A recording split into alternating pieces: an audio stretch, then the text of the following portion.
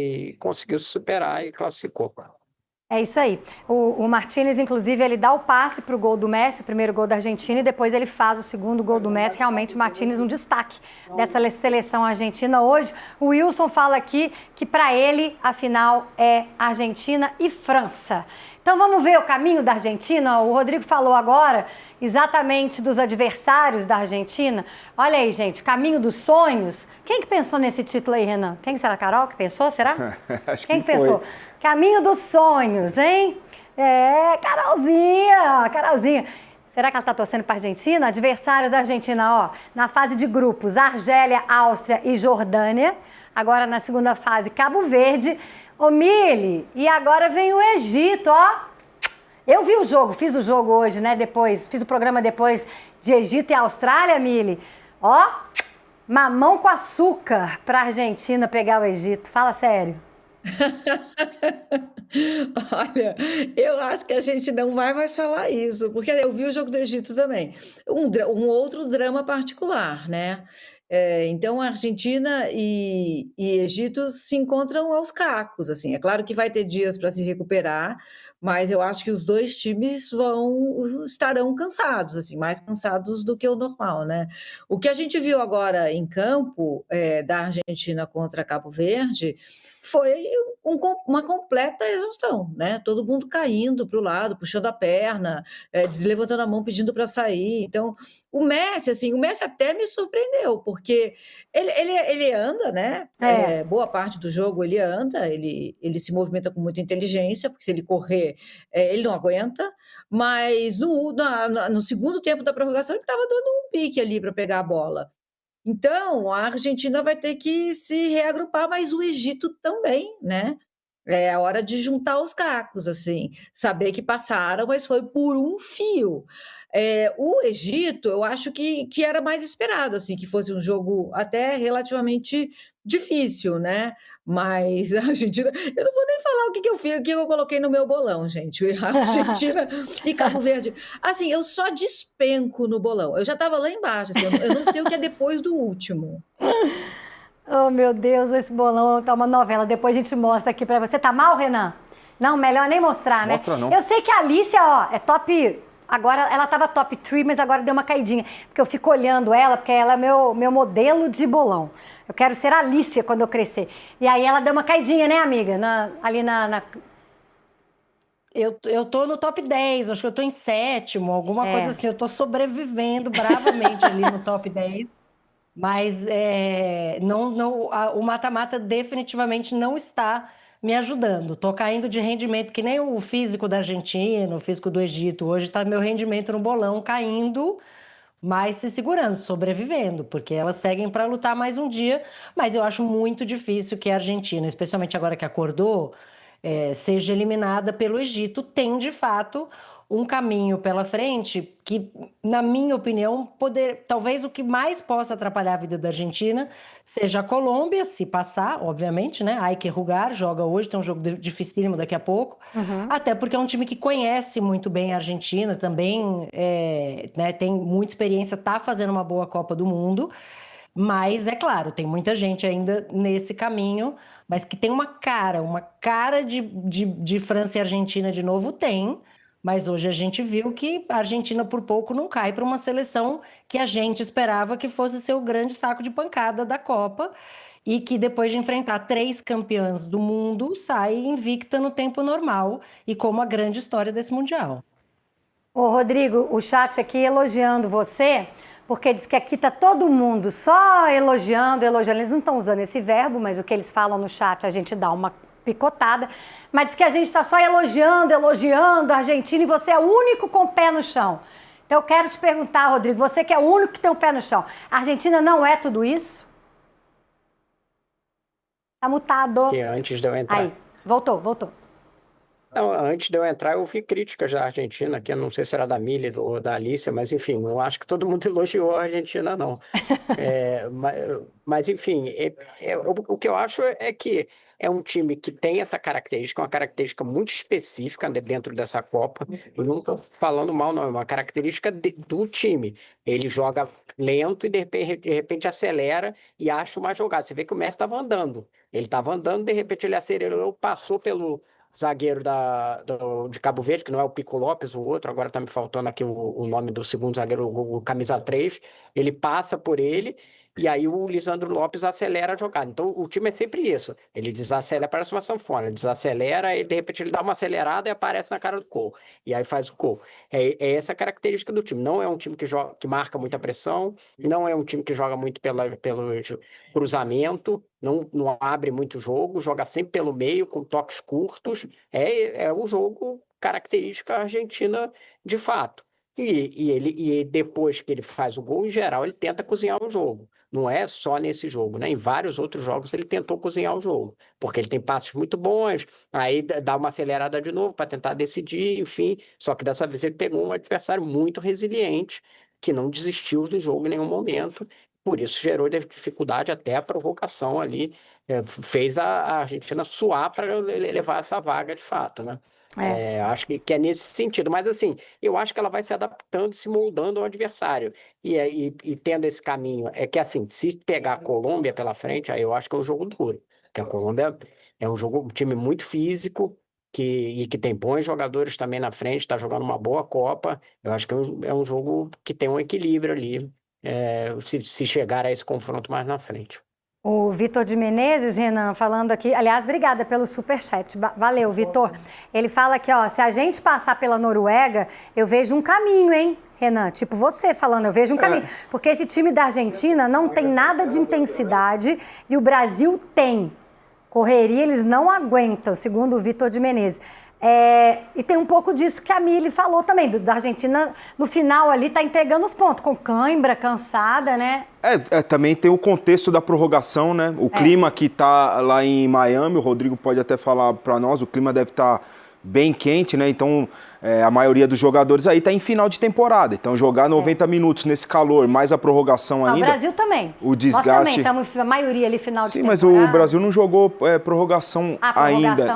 Ainda não jogou prorrogação, né? Jogar na intensidade que é jogado o futebol hoje, ser mais 30 minutos ainda, é pesado para esses jogadores. E o Rodrigo falava a respeito da Colômbia, eu acho que a Argentina tem grande chance de passar do Egito, mas tem que mudar a característica de jogo para enfrentar a Colômbia.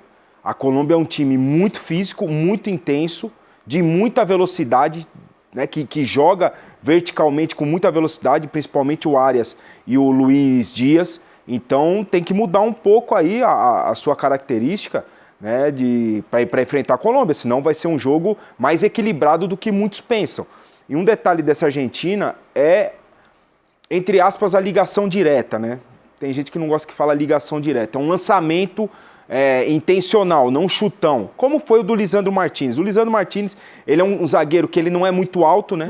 Ele é muito técnico, muito inteligente, tem muita técnica e ótima visão de jogo. Aquele passe que ele fez no primeiro gol do Messi foi uma ligação direta, um lançamento longo ali de 60 metros, muito bom no ponto futuro. E é nesses momentos que o Messi faz movimentos mais acelerados. Então ele fica ali andando, até recebe a bola, toca de lado e vai, faz movimentações mais lentas, por isso que ele se desgasta menos. Ele é o cara que se desgasta menos no time da Argentina. Quando a Mili fala que surpreendeu que ele conseguiu, até mesmo na prorrogação, manter ali um ritmo, é muito por causa disso. A maior parte do jogo ele se poupa e tá tudo certo, o Messi. É assim que se joga. A Argentina joga assim, né? Porque todos os times têm as posições, né? Tem o goleiro, lateral direito, zagueiro, volante. A Argentina tem a posição Messi. Ele faz o que ele quer dentro do campo, né? Então ele se poupa o tempo todo, os jogadores, os companheiros correm por ele, sabem muito bem disso. Até o cansaço da Argentina vem disso um pouco, né? Também. Porque são 10 correndo para 11. Também, né? Você vê o Lautaro. O Lautaro é um cara que é dedicado e tal, mas ele se desgasta muito, porque ele tem que fechar espaço, linhas de passe ali, porque o Messi não cumpre isso daí, né? Sim. E tá tudo certo, para eles é um prazer fazer isso daí. Tá tudo certo, né? Então, tem sido uma característica da Argentina essa ligação direta, o Romero também faz, mas o Lisandro, pela visão de jogo e a qualidade técnica, faz com mais qualidade. E o Messi, esses movimentos. A hora que ele vê a oportunidade, ele se coloca em condição para não ficar impedimento e acelera no espaço. É isso que ele tem feito. O Eduardo Leite fala aqui, obrigada, superchat, vocês são maravilhosos demais, obrigada por estar aqui com a gente. Deu like já? Likezinho? A gente vai trocando. O Eduardo Leite fala aqui, ó, a Argentina desperdiçou muitas chances hoje, eles têm que chutar mais pro gol e não ficar só procurando o Messi. Toda hora era lance pro meio da área. Mas, Mili, é assim que funciona, não é, Mili? É jogar a bola no homem. Não é assim que a Argentina... O cara é recordista de tudo, Mili. Eu acho que tem um conforto em saber que ele tá ali, que qualquer coisa você pode jogar a bola nele, né? Quem joga com um cracaço assim acha que as coisas funcionam nesses termos. Mas você sabe, eu acho que a Argentina, é claro que no final ela ficou buscando mais o Messi, porque é o desespero. E o Messi também foi procurar o jogo, né? Ele também estava afim. Ele tentou dar umas cavadas. Não foi cavada, porque ele realmente sofreu a falta, né? Mas ele prendeu um pouco mais a bola. Ele tentou entrar driblando, ele teve algumas faltas que ele mesmo sofreu, né, para bater, e bateu bem as faltas, o Vozinha estava lá, defendeu. Então, eu acho que é uma Argentina, eu diria assim, olha, o time da Argentina talvez seja um dos mais plásticos dessa Copa, no sentido de que eles se adaptam não só ao adversário, mas ao drama também, sabe? Eles, como a gente falou antes, eles gostam desse drama, eles sabem viver dentro desse drama, faz parte de uma cultura. A reação do Scaloni no terceiro gol, ou no segundo gol, no 2-1, no 3-2, agora eu não lembro mais. Ele chorou, porque a gente está acostumado a ver treinadores pularem, sair dando cambalhota, né? Correr destrambelhadamente. Ele abaixou e chorou. Colocou a mão no olho e chorou. Então, eu acho que essa Argentina é um time muito plástico, nesse sentido de ir se adaptando, sabe? Mas, claro, tem o Messi ali. O Messi, até agora, está resolvendo, né? Foi de 2 escanteios dele que saíram os 2 últimos gols. E ele fez o primeiro. Então, é muito confortável você ter alguém assim. Você vai procurar mesmo, ainda mais quando está todo mundo caindo pelas tabelas e está o Messi ali na entrada da área. Muito bem marcado, diga-se, né? Tinha sempre 2 ou 3 com ele. O jogo de superação de Cabo Verde é uma coisa comovente, é edificante, né? É isso que eu acho que a gente vai lembrar dessa partida, é o drama e esse desempenho absolutamente existencial de Cabo Verde. E o Samuel Cruz, ele fala uma coisa aqui que é verdade, porque é lógico, o Messi é argentino, né? Mas ele fala, gente, vamos desfrutar, né? Vamos apreciar um artista enquanto ele está em ação. É claro que ele está jogando pela seleção argentina, foi campeão do mundo pela Argentina, enfim. Mas, gente, ver o cara jogar é muito incrível, né? O pessoal aqui na redação acho que não queria mais ver ele jogar, não. Não, tava querendo ir embora, tava torcendo contra. Fala, entra de férias, Messi. Entra de férias. Olha os números do Messi. Por que a Argentina joga em função do Messi? Porque tem que jogar. Olha só, os números dele, recorde, né? De jogadores em Copas do Mundo. A gente preparou uma arte bem bonita. Eu vou ficar falando aqui até essa arte entrar. Não tem problema, a gente tem tempo mesmo. Vocês vão fazer o quê hoje? Sexta-feira. Sexta-feira à noite, vocês estão com programação? Não, vamos lá. Ó, o recorde de jogadores com gols em partidas consecutivas de Copa. O homem faz 8 jogos, ou seja, vem desde a outra Copa, né? Que ele faz gols em todos os jogos. Aí depois vem o Just Fontaine e o Jairzinho, que fez gols em todas as partidas do Brasil em 70. Aí vem Rivaldo, enfim. Eusébio, até o Rames Rodrigues. Ah lá, saudades, Renan. Ah lá. Rames Rodrigues, em 2014, entra nessa lista aí, com 5 jogos. Mas 8 jogos. Alicia, tem que avisar o Messi que a gente já virou a Copa, ele já foi campeão do mundo e ele continua fazendo gol em mata-mata. Ele fez gol em todo o mata-mata de 2022 e agora todos os jogos dessa Copa do Mundo até aqui, Alicia. Alguém precisa lembrar para ele que ele tem 39 anos, né? Que já dava para ele dar uma segurada na onda. Achei desnecessário você lembrar o Renan do Rames Rodrigues, ele tá completamente desnecessário.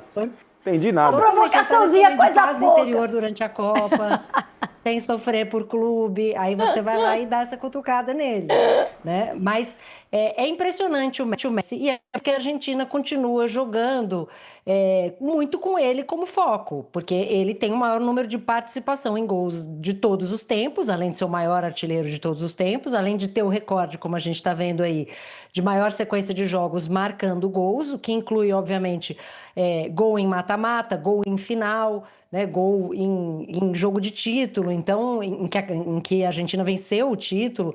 Então, são todas marcas muito impressionantes que é difícil você olhar para um cara com os recursos que ele tem e dizer, não vou procurar esse cara. Ele é o jogador de linha na Copa do Mundo que percorreu a menor distância até agora. Então, ele realmente não corre durante o jogo, ele caminha, mas ele encontra os espaços e ele tem, obviamente, a sorte de estar cercado de jogadores de muita qualidade, como o Lisandro Martínez foi hoje, que conseguem encontrar ele nesse espaço, colocar essa bola no ponto futuro e buscar um jogador que tem uma capacidade de domínio e finalização sem paralelo no futebol. Então, hoje ele faz o gol, ele dá assistência para o gol decisivo. Então, é obviamente um jogador que não é um time que está em função dele porque ele foi um grande ídolo e agora ele está lá só pelo nome. Ele está lá porque ele continua contribuindo, já tem nessa Copa, né, mais gols, o mesmo número de gols da Copa passada, então, né, parece que evoluindo, se tornando cada vez mais eficaz, e esse time argentino entende como jogar com ele, né? O McAllister falou isso no final do primeiro jogo, porque muita gente, a Argentina chegou com essa crítica de que era um time que ficava só buscando o Messi, e que isso não era o melhor, que era uma Argentina que era melhor sem ele. E aí o McAllister falou, é óbvio que a Argentina é melhor com ele, é só ver isso. E praticamente todos os gols da primeira fase foram dele, então a exceção dos 2 na Jordânia quando ele não estava em campo. E a hora que ele entrou ele fez gol. Então é um jogador que assim, faz muita diferença, continua fazendo aos 39 anos, para comparar com outros jogadores de mais idade, né? No caso do Cristiano Ronaldo tem 41. Está sendo importante, mas nem de perto com a importância que o Messi tem. E é um time que tem essa questão emotiva, tem uma coisa meio de família e tem uma reverência, uma deferência mesmo ao Messi, que a gente não vê em outras equipes nesse nível. Então, assim, eles só saem quando o Messi chega, eles andam atrás do Messi, ele é o grande líder. E o Scaloni nunca teve um problema com isso, o que talvez explique o sucesso dessa geração argentina, que finalmente conseguiu ser campeã do mundo e agora está num bom caminho para fazer mais uma grande Copa. Verdade. Ô, Rodrigo, muita gente aqui no chat que eu tô vendo falando que o jogo foi roubado, que roubaram Cabo Verde, por causa do segundo gol da Argentina, que o jogador...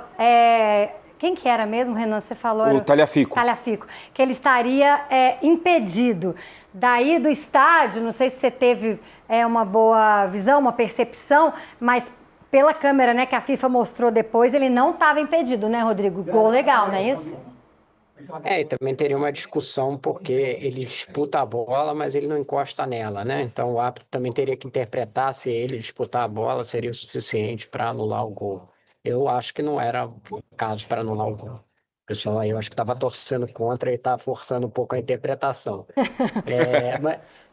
Mas assim, falando sobre esse estilo, né, que a Alicia estava falando que joga para o Messi, o que já foi até destrinchado por alguns estudiosos aí da FIFA de tática, é que esse time argentino ele faz como se fosse um truque de mágica, né?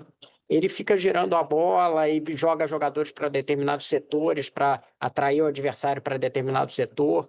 E aí é como se você chamasse a atenção para um lado para gerar espaço no outro, para gerar esse espaço do Messi, que não vai ter a capacidade de correr como ele corria, não vai ter a capacidade de enfrentar e sair arrancando, driblando vários jogadores.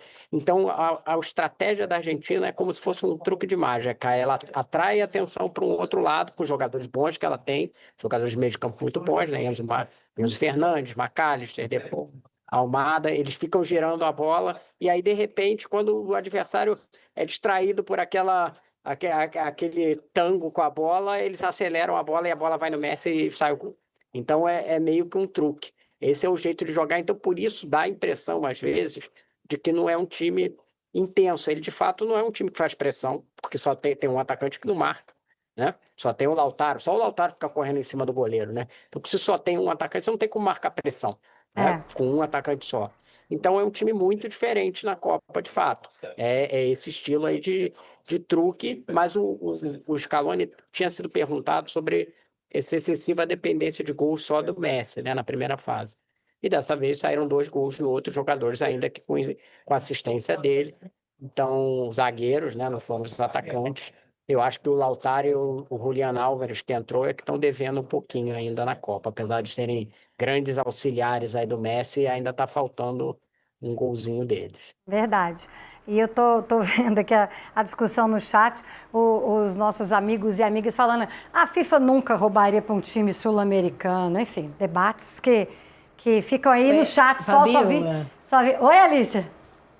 Teve grandes veículos de mídia nos Estados Unidos precisando explicar para as pessoas que o Messi não ia jogar pela seleção estadunidense, mesmo sendo atleta da MLS. Então, tem uma ligação do Messi com os Estados Unidos que não pode ser ignorada sem falar no tamanho da estrela que ele é. A Copa do Mundo perde muito se ele for eliminado, ele, Cristiano Ronaldo. Então, assim, podem não ter um carinho pelas seleções sul-americanas, mas pelo Messi com certeza tem. E até aí o mundo todo tem. Eu acho que Cristiano Ronaldo sai na próxima rodada. Agora polemizei, hein? Vamos ver os números aí do Messi, gente. Os artilheiros da Argentina. Olha isso. Desculpa, assim, eu sei que vocês ficam bravos comigo, mas como é que eu saio de um jogo que a Argentina classificou com esse cara fazendo um gol daquele e não falo dele? Não tem jeito, ó. Ele é o maior artilheiro da seleção argentina, tá, Renan? Ele tem 123 gols. Sabe quem é o segundo? Batistuta. 55 gols. Quer dizer, ele tem muito mais do que o dobro do que o segundo colocado. E aí você me fala que Maradona, que é o Dios, tem 32 gols, é o sexto colocado.